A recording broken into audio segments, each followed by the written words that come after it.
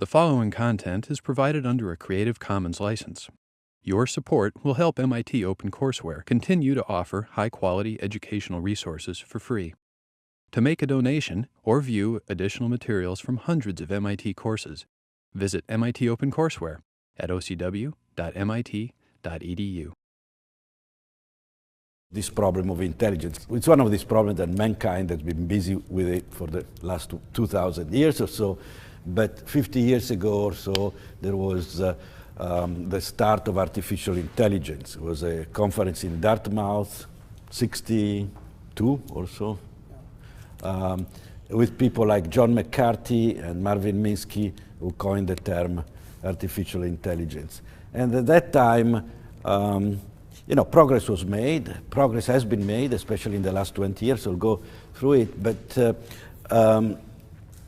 But they relied really only on computer science and common sense. And in the meantime, there are all these other disciplines which have made a lot of progress and are very likely to play a key role in the search for answers to the problem of intelligence. So it was obvious that we needed different expertises, not only in computer science, but in other ones. And so this was the people that we put together from different labs, from neuroscience, from computer science, from cognitive science, and from a number of institutions in the US, especially MIT and Harvard. Let me tell you a bit more about the background here. This idea of merging brain research and computer science in the quest to understand intelligence. Part of the reason for this was progress and convergence we saw between different disciplines, and one of them was progress in AI. And this started really with Deep Blue, I guess it was called at the time, the machine, IBM, that managed to beat Kasparov at chess for the World Championship.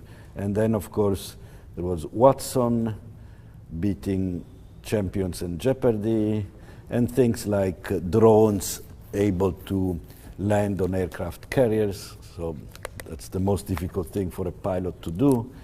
And in the meantime, things have continued to go pretty fast. This was the cover of Nature probably 8 months ago or so.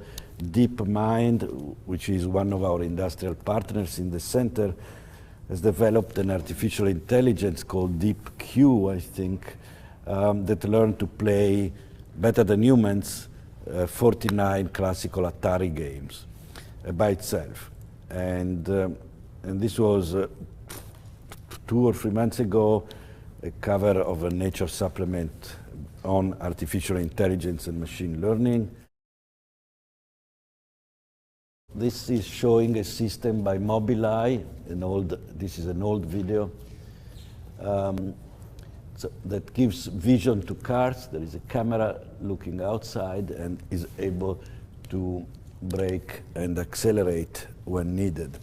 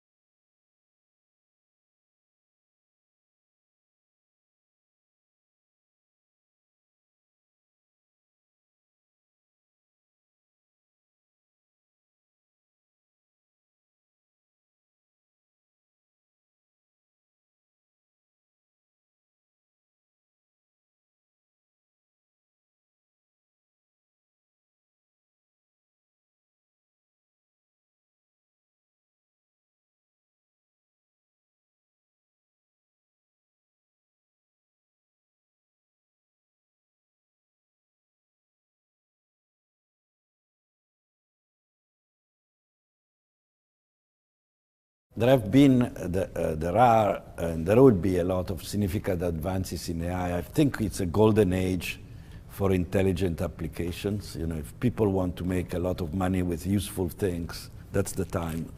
But this is kind of engineering, interesting one, but engineering. We are still very far from understanding how people can answer questions about images. This is one of the main focus in the center, really. How does your brain answer simple questions about this image, about what is there, you know, what is this, who is this person,